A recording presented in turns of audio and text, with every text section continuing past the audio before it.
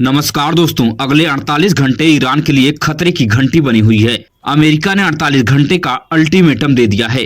America की guided मिसाइलें और नेवी की बड़ी जहाजें ईरान के करीब पहुंच गई हैं। डोनाल्ड ट्रंप ने साफ कह दिया कि अगले 48 घंटे ईरान के लिए निर्णायक भूमिका में है। ईरान ने भी साफ कर दिया है कि अमेरिका की तरफ से कोई भी हमला संपूर्ण युद्ध माना जाएगा। युद्ध के लिए हमारी मिसाइलें अमेरिका और इजराइल की तरफ एक्टिव मोड में तैनात कर दी गई हैं। काउंटडाउन शुरू हो गया है। अगर यह युद्ध हुआ तो समझ लीजिए कि ईरान दुनिया के नक्शे से मिट सकता है। दुनिया की निगाहें एक बार फिर अमेरिका और ईरान की हलचल पर टिकी हुई हैं। ईरान ने एक ताजा वीडियो जारी करके अमेरिका को विनाश करने की चेतावनी भी दी है। वहीं पर इंडियन आर्मी ने गणतंत्र दिवस के ठीक पहले पाकिस्तान को नस्ते नाबूद करने वाले ऑपरेशन सिंदूर की वीडियो जारी किया है। इस वीडियो को इस समय बहुत अहम माना जा रहा है। पाकिस्तान अगर कोई भी नापाक हरकत करने की कोशिश करता है तो इस बार उसे पहले से तगड़ा मुंहतोड़ जवाब दिया जाएगा। रक्षा मंत्री राजनाथ सिंह ने साफ कहा कि ऑपरेशन सिंदूर अभी खत्म नहीं हुआ है, अभी जारी है। और साथियों, यह भी सच है कि ऑपरेशन सिंदूर अभी पूरी तरह से समाप्त नहीं हुआ है, क्योंकि जब तक आतंकी सोच खत्म नहीं होती तब तक शांति के लिए हमारा यह प्रयास लगातार चलता रहेगा। मैं राजस्थान की इस वीर धरती से की मैं घोषणा कर रहा हूं।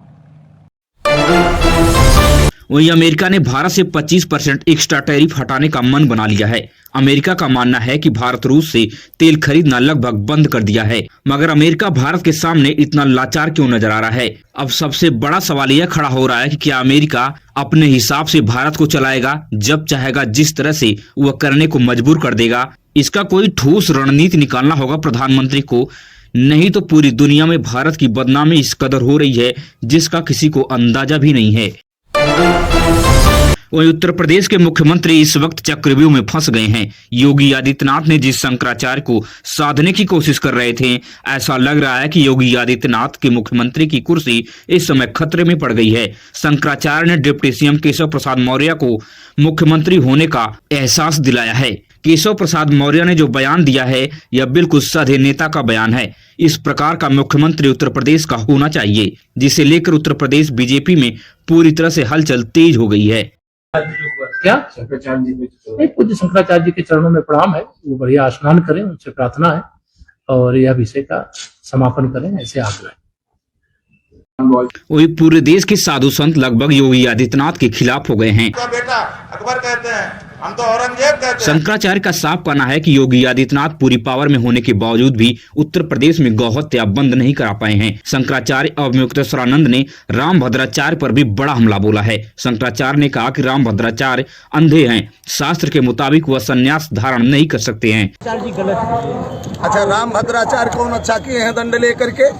हमारे यहाँ खंडित मूर्ति की पूजा नहीं होती, ब्राह्मण अंग भंग हो तो उसकी पूजा नहीं होती, तुम जगत गुरु बने हो, ये कौन सा तरीका है? कह रहे हैं कि हम पैदल जाते हैं स्नान करने, वो अरे वो पैदल जाएं, छिड़ा के जाएं, कंधे बजाएं, तिरथी बजाएं, किथी बजाएं, हाथी बजाएं, घोड़ा बजाएं, गधा बजाएं, हमसे मतलब नहीं है तुम कैसे जाते हो। लेकिन हमारी संतुष्टि है, हम पालकी से जा रहे हैं, तुम्हें कौन सी?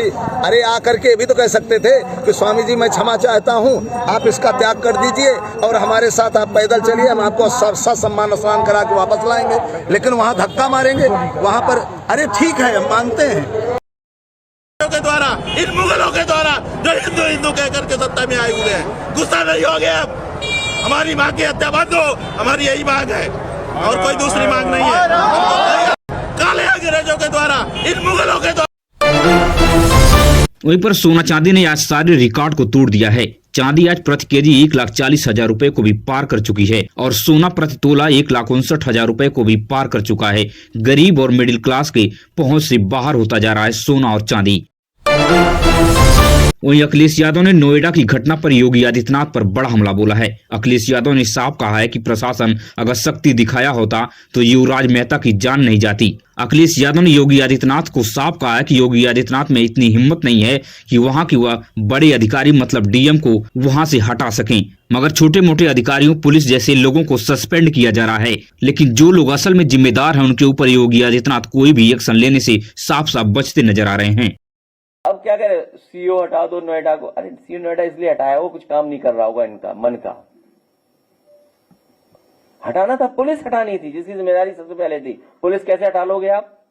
पुलिस के सबसे बड़े अधिकारी को हटा सकते हो क्या नोएडा से? आप डीएम को हटा पाओगे आप? अगर डीएम को हटा दोगे तो वोटर लिस्ट ठीक नहीं होगी, गड़बड़ हो जाएगी फिर तो।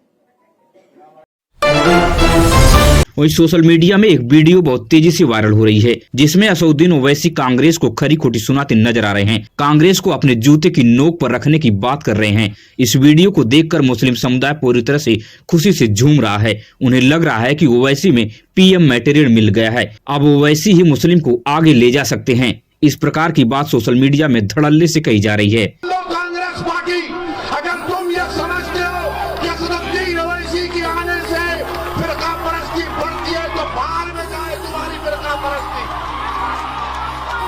मैं अपनी जूती में रखता हूं तुम्हारी बातों को। बहुत हो गया, तुम्हारी जरूरत नहीं है हमको। हमारी बर्बादी के राज, तुम्हारी दास्तानें तुम्हारे घर से शुरू होती है। और मैं गुलबर्गा की आवाम से कह रहा हूं, खुदा की कसम है तुमको, किसी से डरने की जरूरत नहीं है तुमको।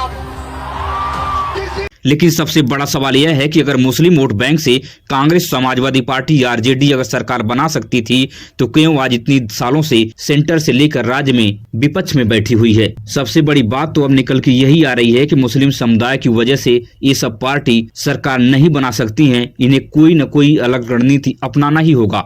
अब मुस्लिम समुदाय के भ्रम से बाहर निकलना ही होगा। इस प्रकार का बयान कांग्रेस, आरजेडी और समाजवादी पार्टी के कार्यकर्ता सोशल मीडिया पर लिखते हुए नजर आ रहे हैं। किसी से डरने की जरूरत नहीं है आपको। कब तक डरोगे? क्या किया कांग्रेस ने? ये नहीं ओवैसी आएगा, ने आएगा ओवैसी। जब तक जिंदा रहे इन तमाम को ओवैसी बनाकर मरेगा इंशाअल्लाह।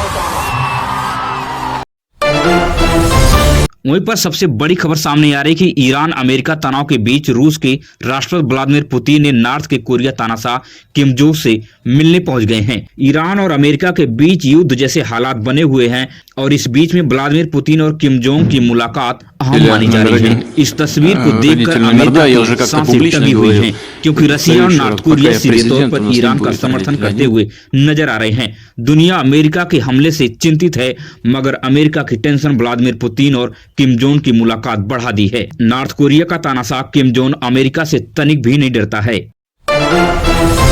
अगर आप भी देश और दुनिया से बड़ी खबरें देखने में दिलचस्पी रखते हैं तो हमारे इस चैनल को बेहिचक सब्सक्राइब कीजिए। मिलेंगे इसी तरह से नई वीडियो में नई सूचना के साथ। धन्यवाद।